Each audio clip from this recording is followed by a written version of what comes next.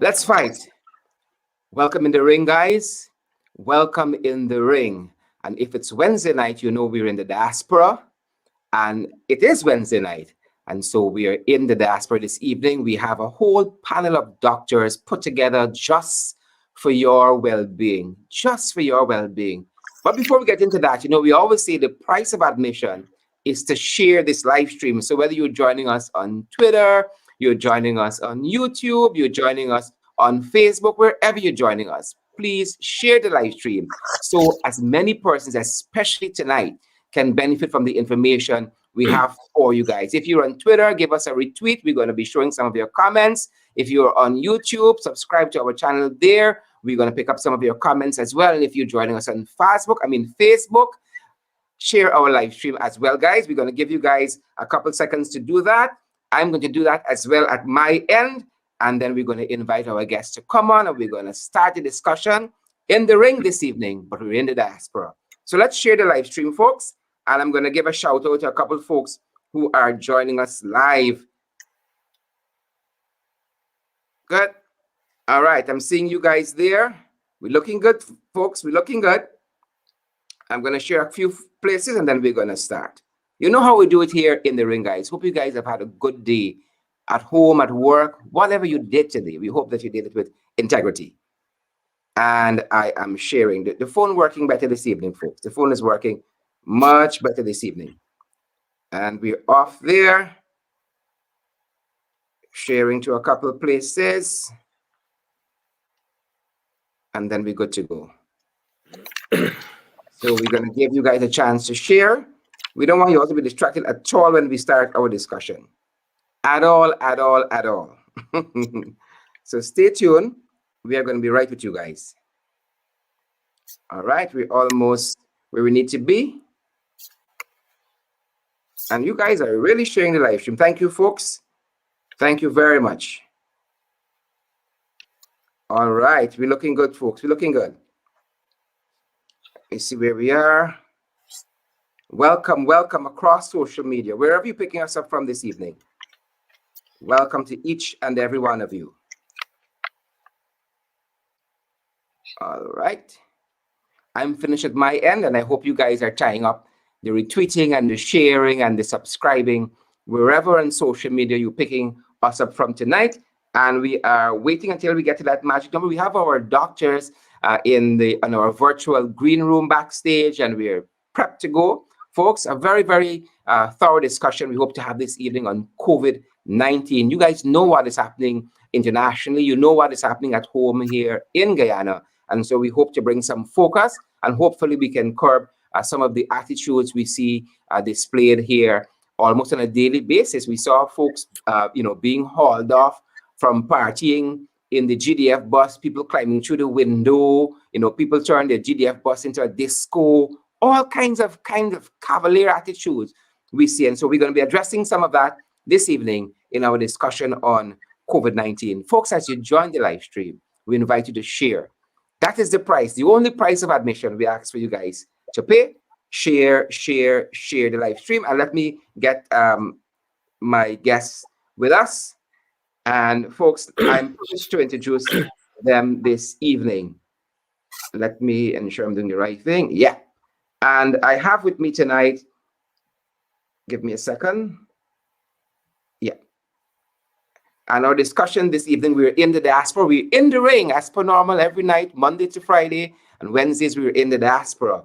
I have with me this evening, by way of introduction, I have Dr. Rohan Somar. All right, I'm pulling up my notes. And by way of introduction, Dr. Somar is the system chairman of the Department of Emergency Medicine at St. Clair's Health Systems and St. Mary's Hospital. He's also the founder and CEO of Pinnacle Emergency Physician and Associates. He is a board certified emergency medicine and he's board certified in emergency medicine and has over 25 years of clinical, administrative, and business and leadership experience in emergency medicine. He serves on the board of trustees at the St. Clair's and is a founding board member of Members Health Plan of New Jersey, a physician Health Insurance Organization, and he has also served honorably in the U.S. Air Force Reserve. He did his emergency medicine residency at Mount Sinai Beth Israel Hospital and his internal medicine internship at Columbia University Roosevelt Hospital. He received his medical degree at Mount Sinai School of Medicine, his MBA from the University of Massachusetts, and his undergraduate degree from the Seton Hall University. Dr. Karen Cummings, our very own, she's here with me in Guyana this evening.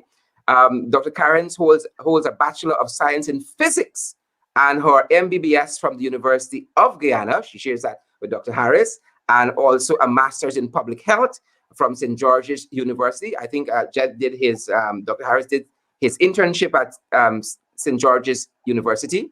And as of 2000, she was undertaking her doctorate in public health from the Walden University in the United States of America. Dr. Harris, as I said, graduated from the University of Guyana, and he works out of Washington, D.C. He specializes in general surgery, and I'm happy to call him my spiritual brother. Very good evening, Yes. Doctor. Good evening. How are you Good evening, guys doing? everyone. Oh, we're fine here in New Jersey. The weather is easing up a bit, so we're hoping to get out more often. All right, I'm doing well myself. I'm actually on 1 week vacation, enjoying it, enjoying not having to wake up at 4 a.m. every morning to get to work. So that's good. Well, you know, Dr. I'm in Cummings? Guyana. I'm in Guyana. We're battling it to see how we can contain the spread of this disease, this pandemic. And so, in our little corner, we're working assiduously to see how we can make a difference. Of course, be an agent of social change. Fantastic, fantastic. Good night again, guys. And for those of you who are now joining us, we encourage you guys to share our live stream. We do have with us, because I know folks are joining us throughout the evening, as I said, Dr. Rohan Somar, Dr. Jeduthun Harris, and Dr. Karen Cummings. And we're discussing all things COVID this evening. I was telling the panel just before we started that when Dr. Harris was with me about a year ago discussing COVID, we had 74 confirmed cases locally and 8 deaths. This evening, as we're coming on, we have 93 new confirmed cases, 93 new confirmed cases. We have 11,374 overall confirmed cases. We have 2 more deaths as of today. That brings the total to 260. And I'm advised that we have vaccinated 63,000 persons as of today. Folks, with just over a year since we've started on this COVID-19 journey to recovery, what have we learned that we didn't know when we started? Dr. Somar, let's start at your end. Thanks, Jared. First of all, thanks for having me on this program, and good evening to everyone who's in the viewing audience and to my colleagues. This COVID situation we find ourselves in, guys, as you all know, it is literally a pandemic, and it is wreaking havoc around the planet. It has its ebbs and flows in terms of what region it affects and to the degree, but nonetheless, it is continuing from the time it started, sometime about a year ago in the Far East, and it migrated throughout different parts of the planet, and now it's almost everywhere. And every country is dealing with this COVID infection. To date, just to give you a little sense of background as to the incidence and prevalence, we're about 138 million people infected around the planet, and 2.97 million people dead, if you will. And just to drill it down a little, in Brazil, I'm just going to go to our neighbors and back to start with the U.S. The U.S. had about 31.5 million cases reported infected and about 564,000 dead. Brazil, your neighbor, reported, again, all these reported cases are in general mostly underreported, but we'll go with what's out there. 3.9 million cases, and 358,000 deaths. Guyana, as you mentioned, about 11,370, and today 206 deaths. Now, the key comparison, the reason I brought that up is this. What is the death rate of this thing in the planet? Globally, it's running about 2.15%. US, we're about 1.78. Brazil is on the higher side now, and it's probably getting worse, 2.6%. Now, bring it back home in Guyana, these numbers translates to about a 2.7%. So Guyana, that epicenter of that wave, that or the hurricane that you guys are in, your death rate is increasing. And my fear, as Dr. Cummings will probably agree, is that without proper intervention to mitigate the spread, illness, subsequent death, it's only going to get worse.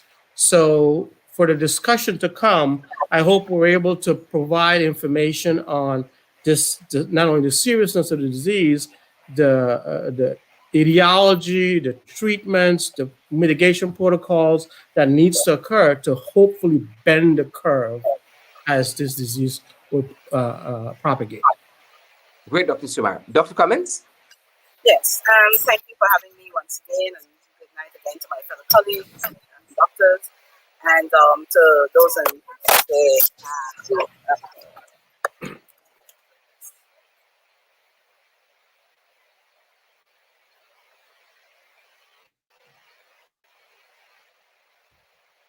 the Dr. Cummings?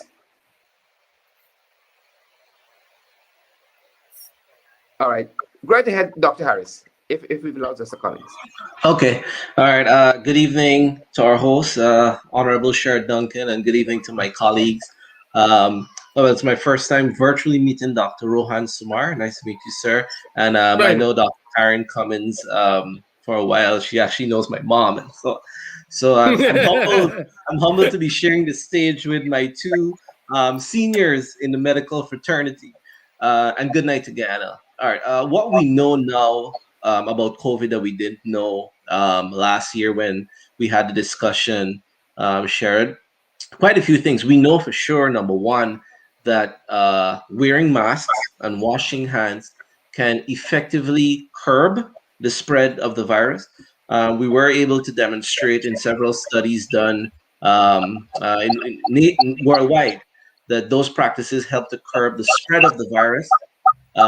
We know, secondly, that the vaccines that have been coming out are effective in helping reducing hospitalizations and reducing deaths if you do contract the virus. There's still questions about whether it can prevent you from actually, it does reduce the chance of you getting the virus, yes, but a lot of people think that, once you get this vaccine, you're not going to get the virus at all. That's not true. You can still get the virus. However, it does reduce your risk of death and hospitalization. And I would liken that to the flu virus. Many people get flu, but flu doesn't kill you, or you're less likely to be hospitalized with the flu or get a rip-roaring pneumonia or something like that. What else? We also know that there are different strains, thirdly, of the virus. When we first started out, there was some suspicion that there might be, but we weren't focusing on that at that time. But now, as Dr. Rohan was mentioning about what's going on in Brazil, they found a new strain in Brazil. There was a new strain found in England that they were worried about. The good thing so far is that the vaccines to date, the Moderna, AstraZeneca, they seem to still have an effect against reducing, not contracting the virus, but reducing deaths and hospitalization. So those are the things that we know now compared to last year. And I'm pretty sure my colleagues can add some more to that. Yeah. Let me just, before Dr. Cummins come in. Dr. Cummins, I'm picking you up on two devices. I don't want us to have too much feedback. So I don't know if you can pick one and I can maybe mute the other one, because we might have some feedback if you...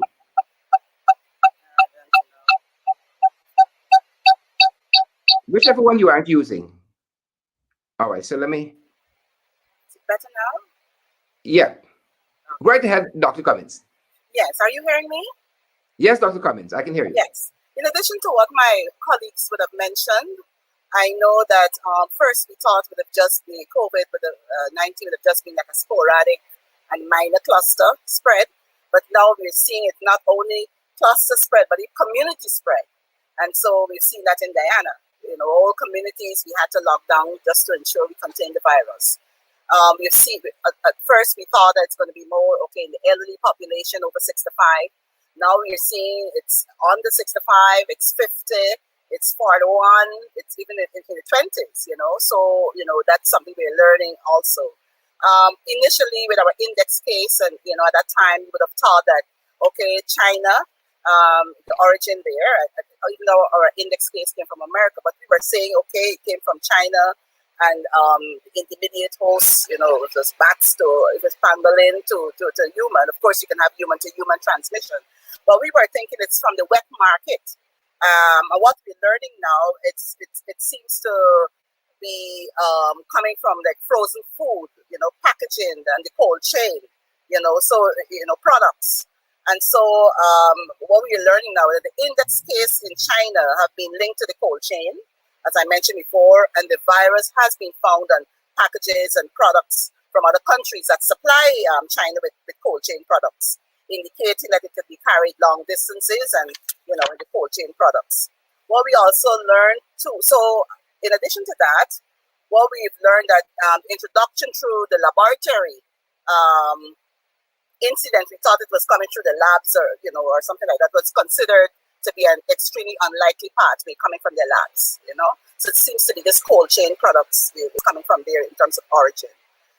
What we've learned too, that because of the travel, people are traveling, globalization, we have to make sure we take a good history, and the doctors will know that. That's basically, when you're taking a history, we seldom would normally talk about travel history. So we have to ensure, where you're coming from. Are you coming from South Africa? Are you coming from the UK? It's coming from California. So we'll know what type of strain it is and help us to risk identification. We also learned that the persons at greatest risk of mortality, of course, are older ones, more vulnerable, but also those with comorbidities like cardiovascular diseases and so forth. So those are my initial comments in terms of what we have, we didn't know before, but we're learning now. Great. And Dr. Cummings, as you're on that topic of comorbidities, I know we are a year in, but people are still very unfamiliar with some of these COVID-19 terms. Tell us a little bit more about what comorbidities are. When people hear that term, what should they be thinking? Well, they're like pre-existing conditions, more or less, so you may have the virus, but then you have some other underlying conditions, and morbidity is prevalence of disease compared with mortality, that's death. But morbidity tells you about the disease. And so you have other disease. So you can have HIV, you can have diabetes, you can have hypertension. So these are where you can have alongside with the COVID virus, and you're more at risk. And so that's why initially, apart from the frontline workers, they were also, these category of persons were also in the early stage of receiving the vaccines. Great. And Dr. Harris, when persons hear about the term the variant of COVID, a COVID variant or a COVID strain, what are they thinking of, or what should they be thinking of? All right. So if I could, delve a little bit into microbiology, viruses have different proteins that coat their outer layer. These proteins help with viruses attaching to your mucous membrane. So, your nasal passages, your skin, your oral cavity. And these particles on the surface of the virus also help with gaining entry into the human cell, where the virus can take over the host's machinery and build more copies of themselves. They can build copies by entering the host's nucleus, where the DNA is, or they can use these structures called ribosomes in your cytoplasm, which is outside your nucleus, to build more copies and replicate. A strain just means that these viral proteins that coat the outside of the virus are different. So if a virus does not have an identical viral coating like another virus, it's a different strain. And the reason this is important is because our therapy the drugs we use to combat viruses and the vaccines that we use to combat viruses are targeted against a specific protein. So the problem with a strain is, we develop this vaccine that's targeted against this one strain, and a new strain develops. Is this vaccine going to be effective against this new strain? So that is what's meant by different strains or variants. Great. And Dr. Somar, we have several vaccines on the market. The last time you and I spoke, you said you had just been vaccinated. We have the Pfizer and the BioNTech. We have Moderna. We have the Sputnik. We have the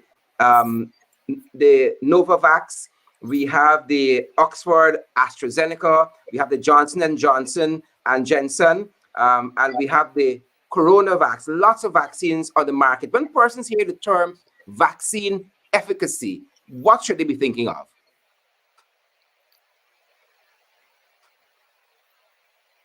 Dr. Cummings mentioned. Doc, your mic was muted briefly. Oh, can you hear me now? Yes. Yeah. Before I answer that, or respond to that, I just want to add two things. One to what Dr. Cummings mentioned, and one to what Dr. Harris mentioned. One on new things that we know now that we didn't know about a year ago. To that, what Dr. Cummings mentioned, we now have a lot more tools in the toolbox to help fight this disease at the both ends of the spectrum. On the initial stages, someone gets contracted the virus. We know before being contracted the virus, things that will make your immune system more robust. All the good nutrition, hydration, things like vitamin D, zinc, magnesium, vitamin C, all are very important tools to get your body prepared to fight prepare for yourself for an immune response to anything, especially this virus. So that's one. In addition to that, moving down the spectrum now to, let's say you get infected with a disease, we have a lot more tools at that stage, that initial stage of infection, asymptomatic or moderately symptomatic. We have monoclonal antibodies. In the US, they're available. We use them readily in the ER, and our response rate, our endpoints have been very successful. Literally, it's a life-saving medicine given to patients in the right setting with the right risk factors. And in the moving down the train tracks, if you will, when patients are very sick or very ill in the ICU, there are other modalities now we have now today that we didn't really was understood before. Stuff like antivirals, remdesivir, steroids, and other respiratory mechanism that we used to not be as bringing online as we did before. So that's one. There's a lot more tools in the toolbox to help fight the disease and get patients to recover. Secondly, to Dr. Harris' point on variants, as he mentioned, these variants, as they're occurring by background, if you give a virus enough time to spread within a community and the degree at which it spreads, variants are going to occur. That's the natural course of their evolution. And the problem is right now in the world, we're seeing that native infection virus from wherever it emanates from that has spread across the planet. Now we're dealing with its offspring, the variants. And for example, in the United States, the most prevalent virus that's infecting the United States US population is a variant. They call it the British variant, the B117, if you will. There are several variants. Most of them are locally developed, if you will, or emerge because of that spread, and others gets imported. To that point, what's happening in Brazil is the variants that are being that are evolving are dramatically different from the native or the original virus. And as a result, as Dr. Cummings mentioned, you're seeing the infection affect different populations. The original virus was affecting the elderly, the folks with comorbidities, 60 and 70s and above and so on. Now we're getting to the younger population. these, and it's because of the variants. Now it's mutated, so it's now affecting younger and younger population. In fact, there's an outbreak in different pockets of the planet where school-age children who were not affected in the original virus are now being affected by these variants. Yeah. So that's the challenge and the worry that we have. Coming back to your question about vaccines, as Dr. Harris mentioned, the vaccines is a tool that we have, and you alluded to, there are several vaccines that are out there on the planet. We have the vaccines developed in China, one in Russia, a couple in the US, and others in the UK. The basic message that I want to get to the vaccine is their organic modality of their initial characteristics. One, you have the mRNA vaccines. There's two of those, Moderna and Pfizer. They have shown to be the most effective and safest thus far. The effectiveness is around 95, 94%, and their safety profile have been pretty much only minor symptoms after vaccination, along aches and pains and so on, but nothing significant or serious enough to cause further illness or deterioration. There is some incidental acute allergic reaction, but it's all mitigated very easily. There are two other vaccines which I think is very important to mention: the AstraZeneca vaccine and the Johnson & Johnson. They are both of the same modality, if you will, which is they are the viral vector vaccine. They're introduced to the body via adenovirus. Adenovirus used as a vector has been done for decades in vaccine development, if you will.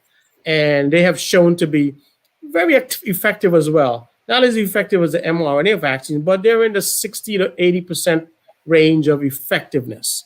And their issue, though, now we're dealing with some safety protocol, not safety per se, complication issues, both with the AstraZeneca and J&J.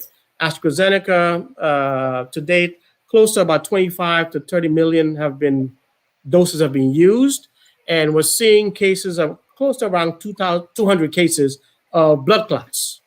Now, the complication of blood clots needs to be taken in context. One, you need to know what is the organic blood clot range is in the population, and then because of this intervention vaccine, AstraZeneca or J&J, which I'll talk about later, is it an increased incidence or not? It doesn't seem to be more of an increased incidence. However, the type of blood clot is the concern.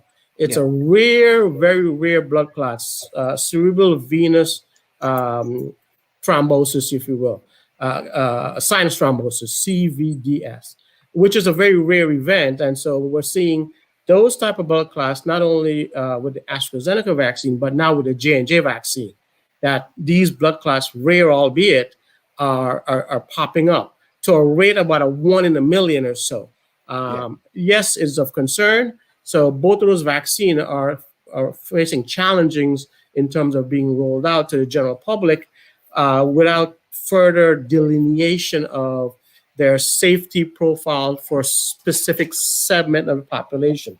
The interesting thing with those two vaccines, most of the folks who have these severe rare complications tend to be females. Between the age in the United States, there were 7 cases now between the age of 18 and 48. So you ask yourself, were there anything particular with those 7 patients who received the vaccine that caused them to have these very rare complications? So all that's being studied further.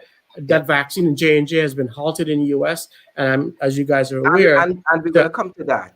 Doc, we're going to come to that. I don't want to push ahead too far. Sorry. Because I want to ask, Doc, I know you have had your vaccine, at least the first one. I think you took the Moderna.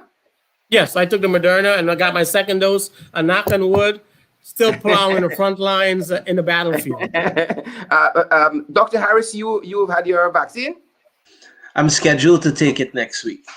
And Dr. Cummings?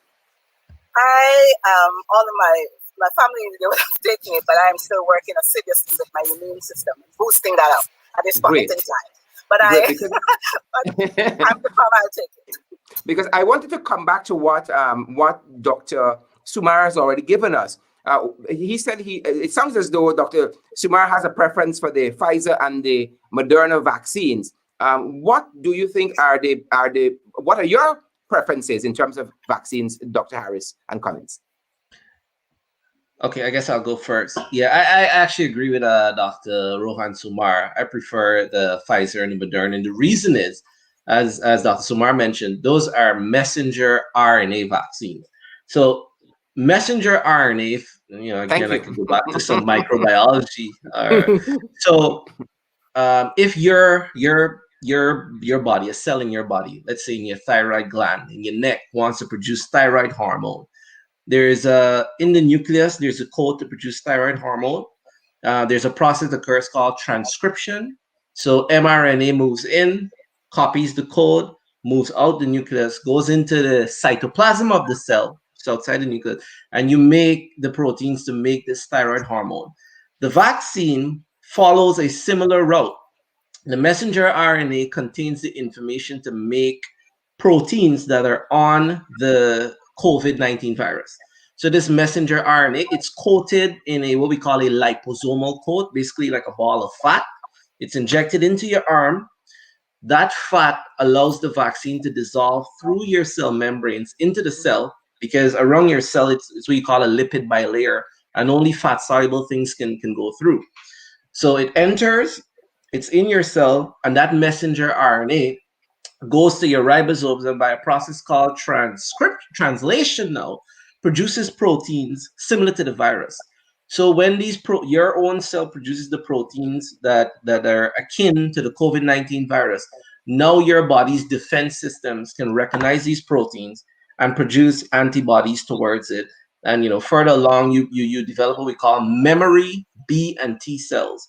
So these are cells that can remember this virus. So by chance, if you are infected with the real COVID-19 virus, the response is very robust.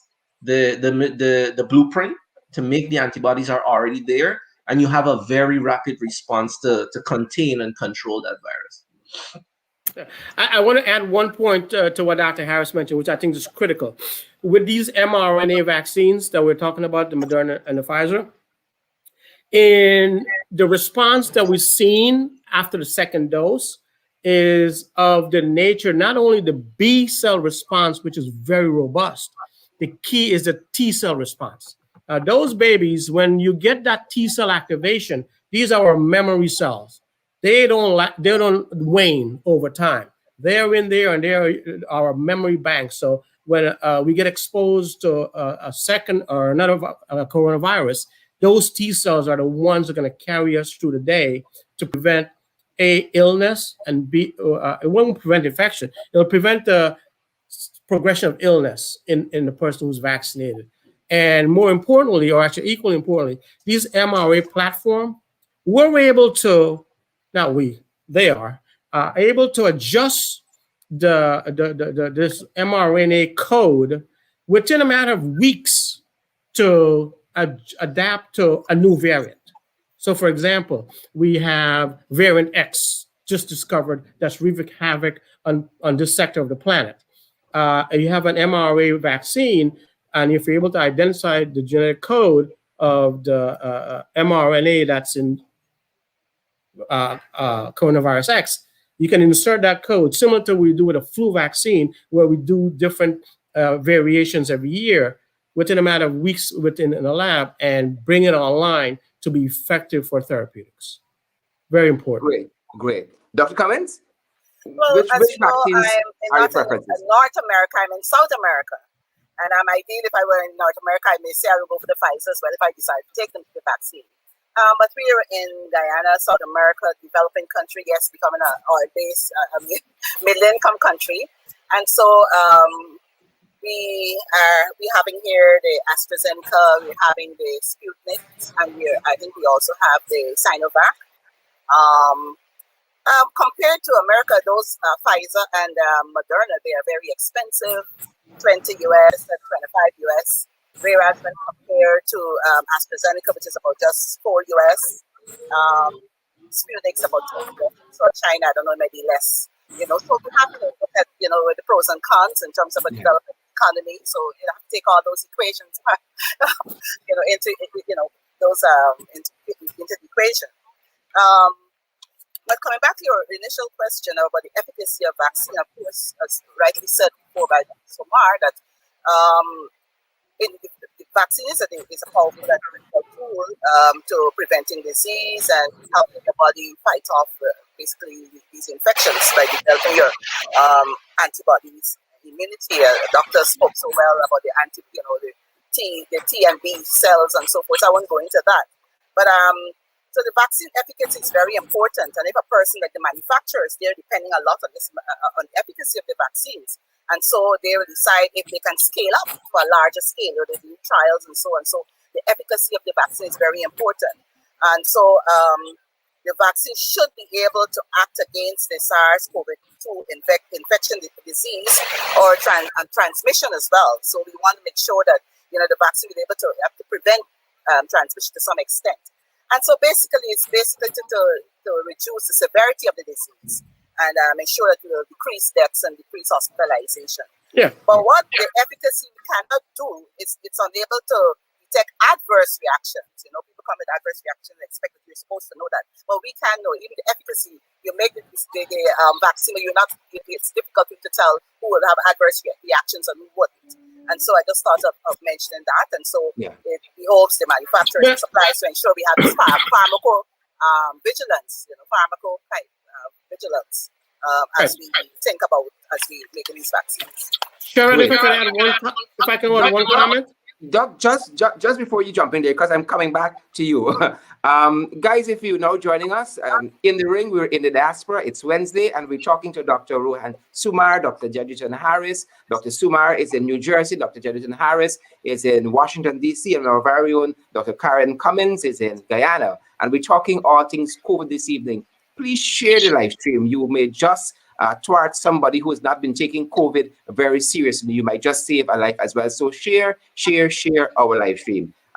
Dr. Somar, as you add that point there, I want you also to take us back to the comment you made on Johnson & Johnson and the fact that they have pulled that vaccine from the market. It seemed to be causing a lot of concern locally. And the fact that I think persons have the preference to Johnson & Johnson because I think that's only a one-dose vaccine to fight COVID-19 as against 2 doses for the others. Dr. Somar.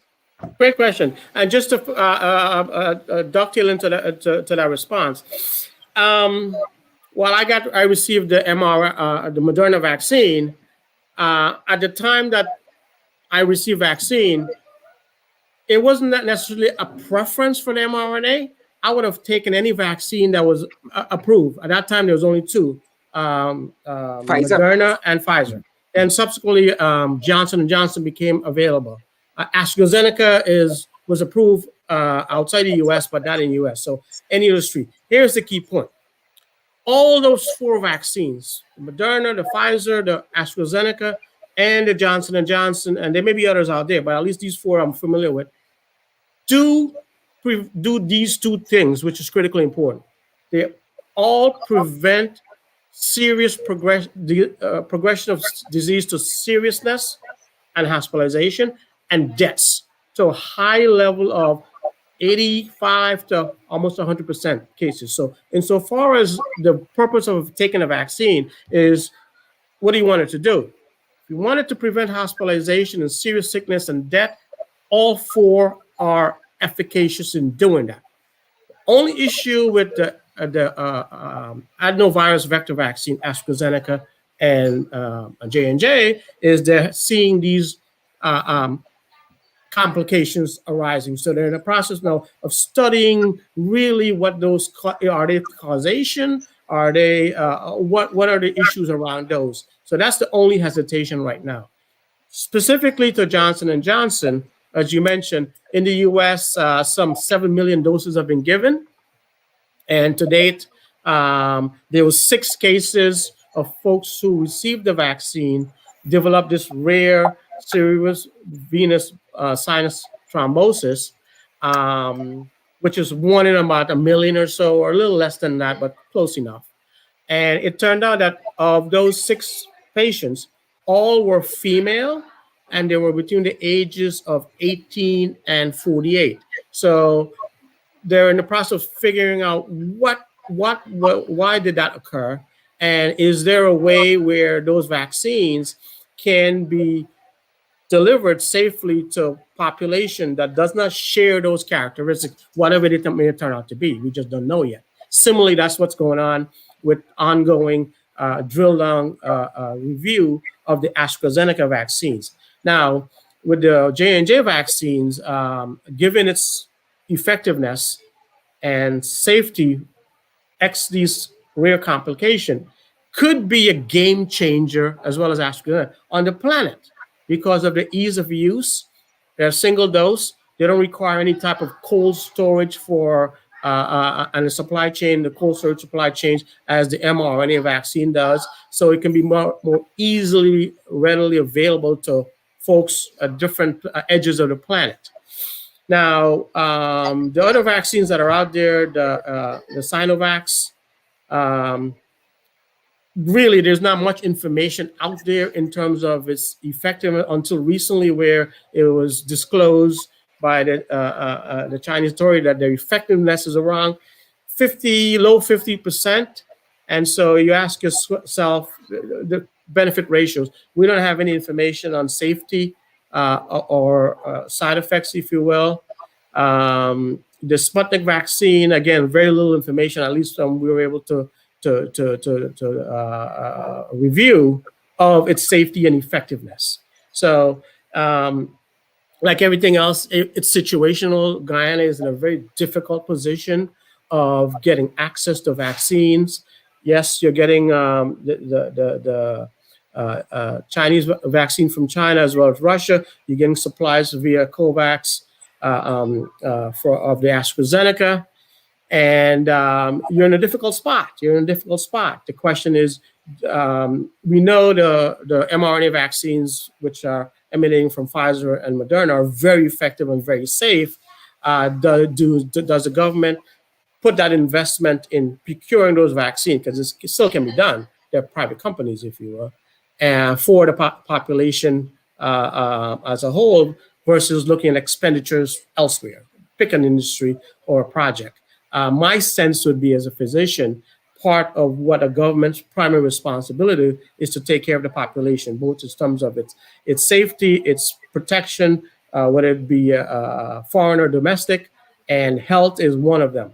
Looking at what Guyana's rate is right now, is 2.7, as I mentioned. You're running a rate of 11,000 plus cases, 260 deaths.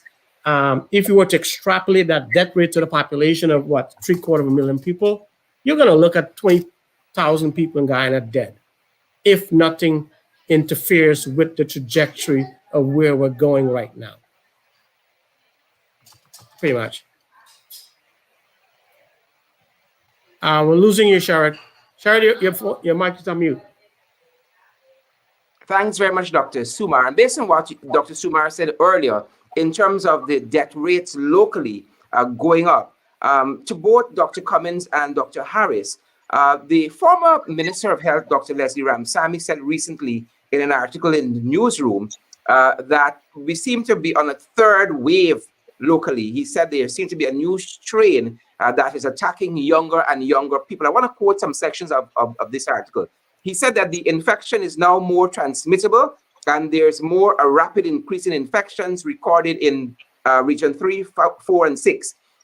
He said what is even more worrisome is that this new wave is making the younger population sicker.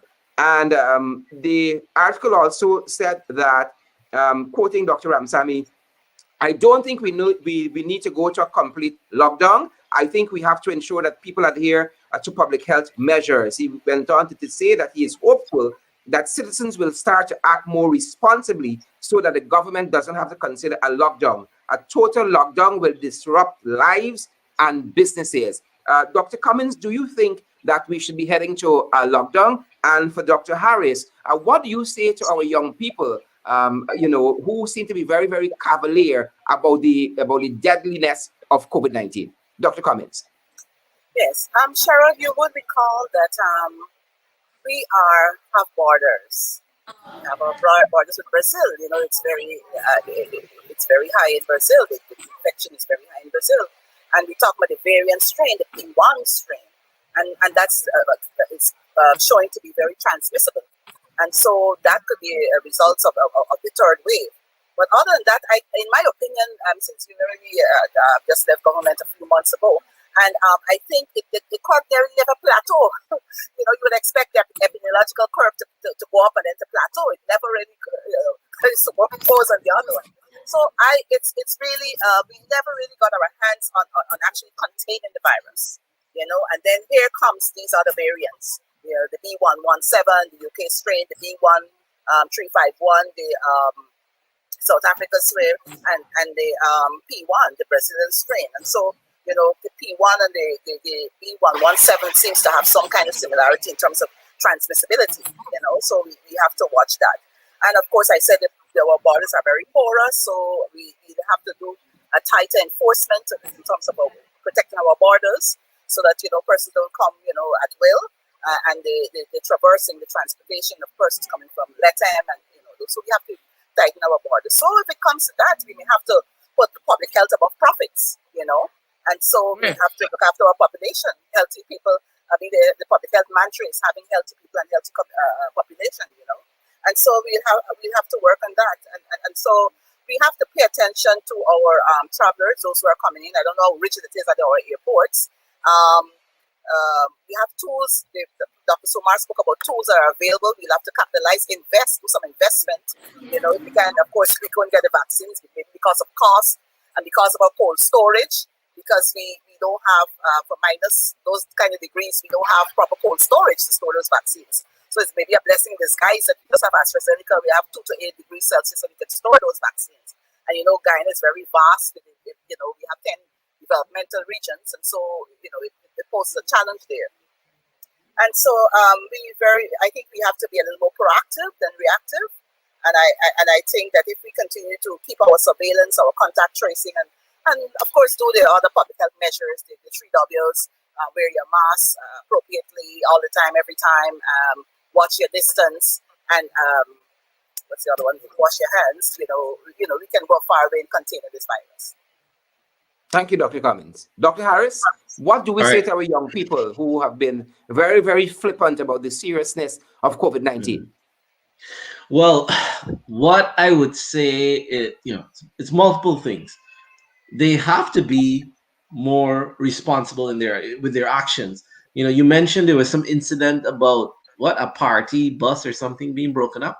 I think I missed that. The GDF, the Guyana Defense Force, when they see these parties, they usually go and they arrest folks and they transport them to whatever location in a bus. Yeah. Folks were jumping through the bus window when the bus was at the stoplight, partying in the bus. Yeah. We have a slogan here, but what do they say? They say Guyana is not a real place. Yeah. I think I've seen some posts from that page, that IG page. I mean, me sitting on this platform and talking may reach some young people, but it won't reach all. So what I think we should do, or what I think will be best, is young people respond to other young people and they respond to social media. If we can find a way to get somebody from that group, like the group that parties or the group that's part of a nightlife, to be like, hey guys, influencers, thank you, Sharon, to come on our side and then relate it to their colleagues. Hey guys, we can't be partying like this every weekend with a bunch of people in a closed space. It's not responsible. Social media, everybody like a hashtag, everybody like Instagram and IG story. Create tools that will help to change people's thinking. Because if you can't change your thinking, we can talk for hours on this platform. You think a guy watching this that got a party planned on Saturday night with a bunch of people that are already buying drinks, planning foods, going to oh, let me just call off the party because these three doctors on Sherrod's thing said, we shouldn't. No, but it's going to be more effective coming from somebody that's close to him. So I think that's the strategy we need to employ. Get influencers from each category of life. All right, that's going to help. Another thing is this forum, education. The more we educate people, the more Yeah, people yeah. understand, the better. And then, personal, testimonies. For example, like earlier we were talking about this. Dr. Cummings was mentioning this new strain that seems to affect younger people. Right now, one of my fellow surgery colleagues is taking time off because her 6-year-old daughter is in the ICU, Wow. intubated with Wow. COVID, healthy girl, no pre-existing medical comorbidities, but contracted COVID, developed a really bad pneumonia, and they're now considering doing a tracheostomy because she's been on the fence so long. That's when you make a little cut in the neck so that they can breathe. So this Wow. thing is serious. Um, I don't know. We have to keep hammering this point home. Continue forums like this. Get our influencers on board. Let's start at the level of the primary schools, the nursery schools, primary schools, secondary schools, flyers up. I know we had a little incident with the bus and some music the other day in Yeah. Guyana. Yeah. Why not have, instead of playing loud, vulgar music in the bus, play some lectures on COVID, things that people could listen to while in the bus? This is what you need to do so people are more Yeah. informed. So I don't know. We talked to, I don't know. There's somebody in charge of the bus society. I don't know. I don't know. So we got to The, hit this the thing bus on unions. multiple Yep. Yep. bus unions. Thank you. So we got to hit this thing on multiple fronts. Agreed. Agreed. Guys, we're wrapping up our discussion. We started by saying that we're just in this over a year, but it has been described as a pandemic, once in a lifetime pandemic. Are we getting out of this anytime soon? That's the $64,000 question. I think in the short run, wherever we are on this planet, we're in for a pickle. Certain countries are a little ahead in terms of their vaccination program to get to that magic utopia land of herd immunity, if you will. The United States, for example, is close to vaccinating 200 million people, adults, at least their first dose. Israel has done a pretty good job of at least 50% or so of the population being vaccinated, and other countries are getting there. So it's almost like a foot race, if you will, vaccination versus the mutation that's going to evolve over time. Um, until we get there, we just got to deal with what we have in front of us. And again, going back to those mitigation protocol, do the best you can, keep good hydration, nutrition, prevent transmission, and perhaps of all those strategy, the most effective tool to help us is an effective mask. This is a KN95 mask, black and outside, white and inside, and it's very effective to prevent the transmission from person to person. So, as Dr. Harris has mentioned, theoretically, if you're going to lockdown for 4 weeks, you'll stop the spread of disease, except for the folks you're locked down with in that cohort. But if you have a mask and you say to yourself, I do not want to breathe anybody else's air. Simple as that. An effective mask will help you do that and help you contract the virus. Now, very important, I want to mention, what is an effective mask? It ain't a bandana or a single layer. You need at least a 3-layer mask. If you can get a medical grade, simple surgical mask, they're very relatively inexpensive and more available now.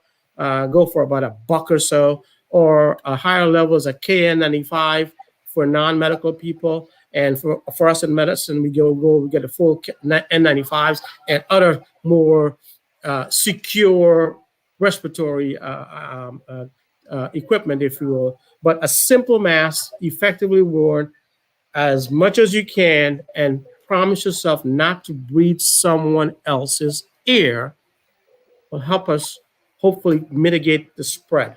As Dr. Harris mentioned, just to add one point, and Dr. Cummings. These new variants are coming after the population that did not affect before. First native strain took out, mostly affected the elderly folks you mentioned. These variants are now coming for the greener pastures, the younger population, the pediatric population. And so we are in for a pickle in the short run, in my view. Great, great. Dr. Cummings, I'll give the final word to Dr. Harris. All right. I subscribe to what Dr. Somar would have said. And us as policymakers, we'll have to continue our contact tracing. We'll have to continue with more testing, and of course the treatment. I would like encouraged by my fellow populace, the citizens, to ensure, as I said before, the 3 W's: wear your mask, wash your hands, watch the distance, the 3 feet to 6 feet, avoid crowded spaces, and of course we need to work together and with the GDF, not only with the buses now, but they will have to try to encourage and engage our people and explain to them. And of course, if they can't hear, they'll have to enforce. So I talk about the 3 T's, the 3 W's, and the 4 E's to enforce. Thank you, Dr. Cummings. Dr. Harris. All right, I'll keep it short so I'm not repetitive. Wash your hands, wear a mask, stop gathering in large groups in closed spaces. Thank you. Great. Thank you very much, guys. Dr. Rohan Somar joining us out of New Jersey in the USA. Dr. Jeduthun Harris joining us out of Washington, D.C., also in the USA. And Dr. Karen Cummings right home here in Guyana with us. Thank you all for a very, very informative discussion on COVID-19 this evening. Thank you very, very much. Thank you for having me. Thank you. Good night, everyone, and stay safe.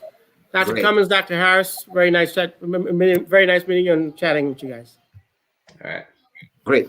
Take care. There we have it, folks. Thanks for joining us this evening. I think Dr. Harris said what we say every night as we sign off, that you wear your mask, that you social distance, that you sanitize, and even when your groups according to COVID-19 regulations, we should be socially distanced. So you guys are encouraged to do that. We value you, we see value in you, and we want you guys to be around for a very, very long time. Thanks for joining us, and a very good evening. Tomorrow, I'm going to be joined in our Talk Back Thursday in the ring by Mr. Trevor Ben, the newly elected chairman of the Guyana Public Service Cooperative Credit Union. Trevor Ben, and we're going to be talking about his vision for the credit union, among some other issues. Thanks for joining again, guys, and do stay safe. Thanks for joining. Stay safe.